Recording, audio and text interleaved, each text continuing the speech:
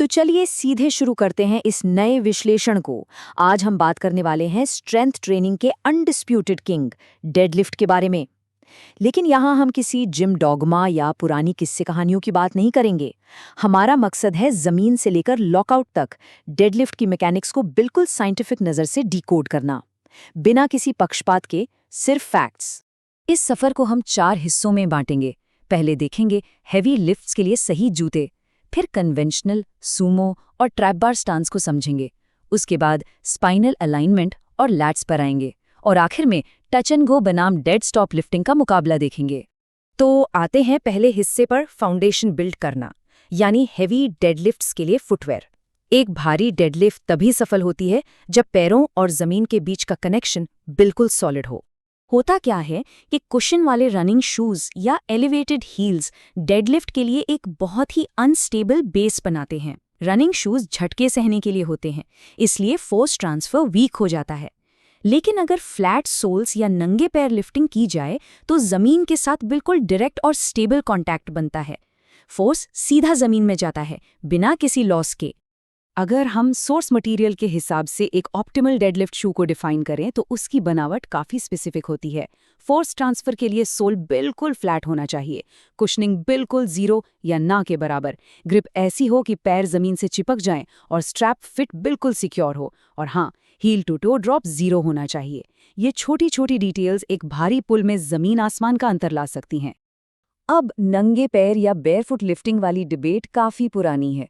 देखिए, सच ये है कि नंगे पैर लिफ्टिंग करने से स्टेबिलिटी और ग्राउंड कनेक्शन सबसे बेहतरीन मिलता है, लेकिन कमर्शियल जिम में हाइजीन और वेट्स गिरने के खतरे को भी नज़रअंदाज नहीं किया जा सकता। इसलिए एक डेडिकेटेड फ्लैट शू उन एथलीट्स के लिए एक शानदार मिडिल ग्राउंड बन जाता है जिन्हें परफॉर्मेंस और सेफ्टी दोनों चाहिए। अब आगे बढ़ते हैं दूसरे हिस्से पर, यानी सही लीवरेज तलाशना, कन्वेंशनल, सूमो या ट्रैप बार।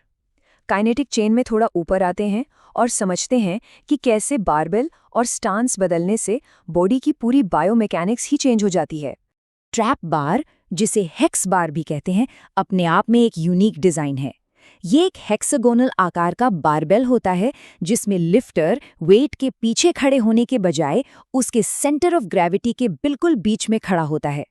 इसका असर ये होता है कि ट्रेडिशनल स्ट्रेट बार के मुकाबले टोर्सो यानी धड़ काफ़ी सीधा रहता है। और ये डेटा बहुत ही दिलचस्प तरीके से दिखाता है कि सिर्फ इक्विपमेंट बदलने से मसल एक्टिवेशन कैसे शिफ्ट होता है। कन्वेंशनल स्टैंड्स में हैमस्ट्रिंग्स और इरेक्टर्स जैसी पोस्टीरियर मसल ज़्यादा एक्टिव रहती हैं। वहीं ट्रैप बार यूज़ करते ही एंटीरियर एंगेजमेंट बढ़ जाता है और क्वाड्स का एक्टिवेशन लगभग 20% तक बढ़ जाता है। ये बिल्कुल एक अलग ही गेम बन जाता है। और एक कमाल की बात बताऊं, ज्यादातर लिफ्टर्स ट्रैप बार पर 5 से 10% ज्यादा टोटल वेट उठा सकते हैं। इसका रीजन कोई मैजिक नहीं, बल्कि फिजिक्स है। सेंटर ऑफ ग्रेविटी बीच में होने से लीवरेज सीधे तौर पर लिफ्टर के फेवर में काम करता है।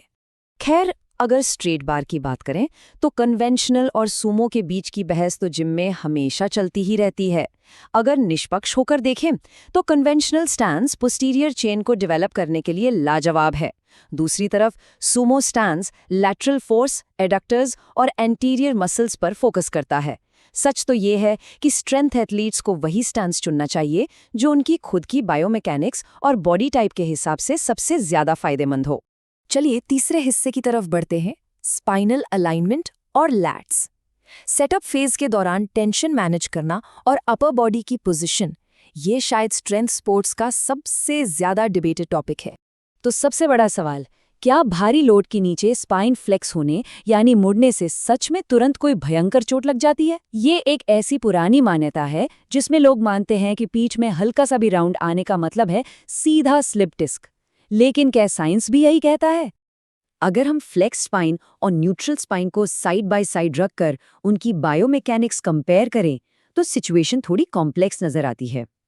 एक तरफ फ्लेक्स स्पाइन एलीट लिफ्टर्स को बहुत स्ट्रॉन्ग मैकेनिकल लीवरेज और छोटा रेंज ऑफ मोशन देती है, पर दूसरी तरफ न्यूट्रल स्पाइन मेंटेन करने से सेफ्टी बढ़ती है और स्पाइन पर पड़ने वाला शेयर फोर्स काफी हद तक कम हो जाता है। यहाँ पर ये नंबर देखकर थोड़ी हैरानी हो सकती है।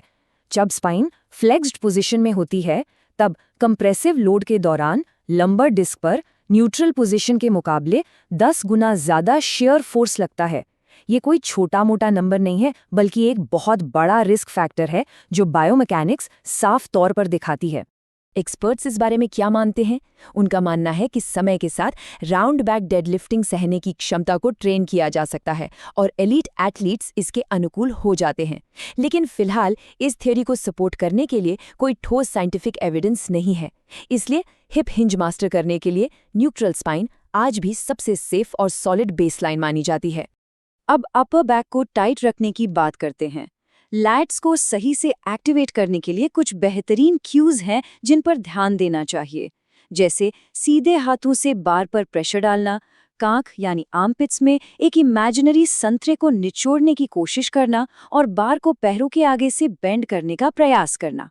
ये टेक्निक्स पुल शुरू करने से पहले पूरी अपर बॉडी को बिल्कुल लॉक कर देती हैं। आखिर में आते हैं चौथे और अंतिम हिस्से पर, टच एंड गो बनाम डेड स्टॉप।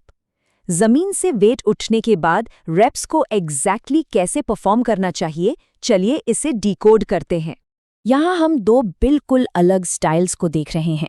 एक है डेड स्टॉप, जहाँ हर रेप जमीन पर पूरी तरह रुककर शुरू होता है, और दूसरा है टच एंड गो, जहाँ वेट जमीन को हल्के से छूकर बिना रुके वापस ऊपर आता है।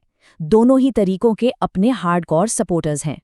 एक बहुत ही दिलचस्प बायोमैकेनिकल स्टडी की गई थी, जहां 75% 1 रेप मैक्स पर दोनों टेक्निक्स के आउटपुट्स को मापा गया। डेटा बताता है कि डेड स्टॉप टेक्निक में टोटल वर्क परफॉर्म ज़्यादा होता है और मैक्स स्ट्रेंथ के लिए स्किल ट्रांसफर सबसे अधिक होता है। वहीं टच एंड गो में कॉन्सेंट्रिक रिएक्शन फोर्स ज़्यादा था और मस्कुलर टेंशन लगातार बनी रहती है बिना किसी रुकावट के। टच एंड गो एग्जीक्यूशन के भी अपने ज़बरदस्त फ़ायदे हैं। सबसे बड़ा फ़ायदा ये है कि हाइपरट्रोफी यानी मसल बिल्डिंग के लिए कांस्टेंट टेंशन बनी रहती है। इसके अलावा हैवी वेट्स पर ये एक लंबे मुश्किल सिंगल रैप की स्ट्रेन को बहुत अच्छे से मिमिक करता है, और हाँ, सेंट्रल नर्वस सिस्टम पर इसका दबाव भी डेड स्टॉप के मुकाबले थोड़ा कम होता है।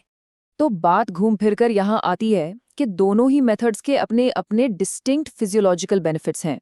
डेड स्टॉप जमीन से न्यूरल ड्राइव और रॉ स्ट्रेंथ बिल्ड करने में चैंपियन है। दूसरी तरफ अगर गोल ज्यादा रेप्स लगाना और मसल ग्रोथ है, तो touch and go continuous tension maintain करके बेहतरीन रिजल्ट्स देता है।